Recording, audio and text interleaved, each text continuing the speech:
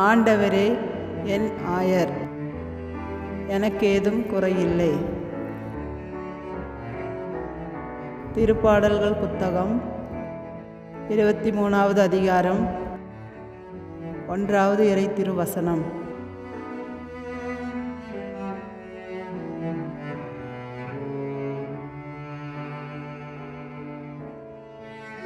ஆண்டவரே என் ஆயர், எனக்கேதும் குறையில்லை.